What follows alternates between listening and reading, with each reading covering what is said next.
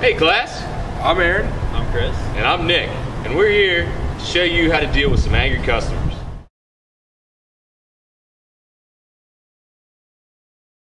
The number one cause of customer disappointment.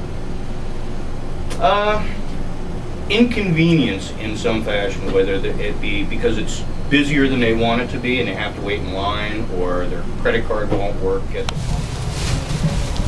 Lemonade! Lemonade! Get your lemonade! Yeah, I'll take one. What size? Can I get a medium? There you go. Say medium.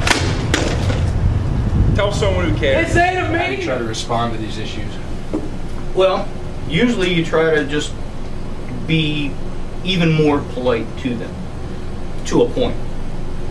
Well, you don't really have to take abuse from somebody, but what you try to do is diffuse the situation as well as best you can, explain the situation, explain what we can do to remedy the situation. If they have a legitimate complaint, they need to feel that you care about what it is that they're dealing with.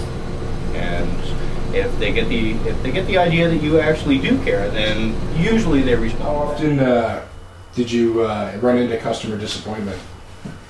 We had a couple of disappointed customers, but that was usually because they had their own expectations and we didn't meet up with them. What was the most common cause of that then? Probably them picturing what they wanted food-wise and us delivering what we delivered to everyone else, and they didn't think it was up to par. All right. So how would you respond to these issues? Well, if a customer would come to me with a complaint, I would listen to what exactly it was they were complaining about. If I could help them, I would, and if not, I would go and get my manager, and they would deal with the situation. Again, it goes back to the idea, you try to respond to them, you try to listen to their concerns. If there's something that you can do to help them, you do that. If there isn't anything, you still listen, but at some point you have to remind them that there's not a lot you can do about the price of gasoline, for instance. You deal as best you can, but when it turns into actual personal abuse, then it's time to draw the line, and you just have to tell the customer or the guest, just, well, time out. Lemonade! Get your lemonade right here. Lemonade! You got lemonade? Yeah. Yeah, can I get a medium? Yeah, sure. This ain't a medium.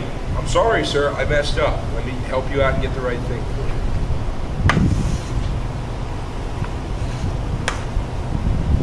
Thank you. Have a good day. I will.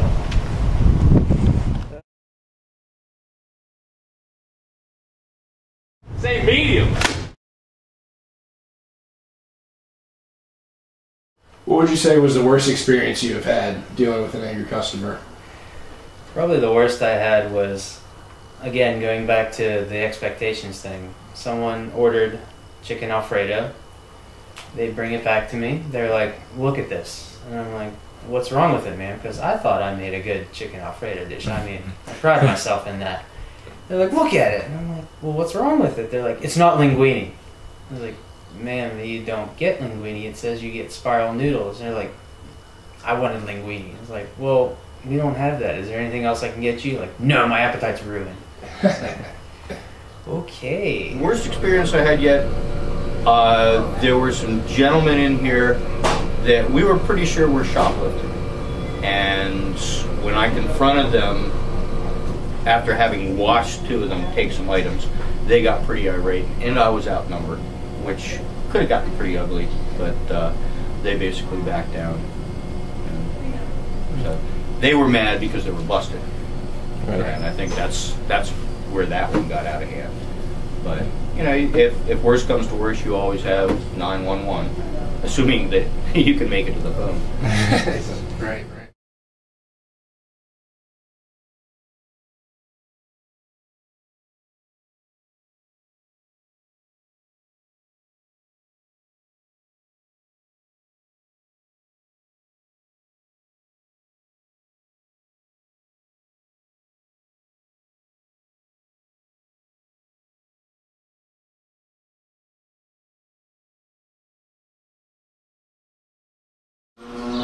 So what do you guys all think?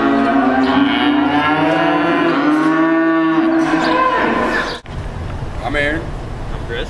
And I'm Nick, and we're here to tell you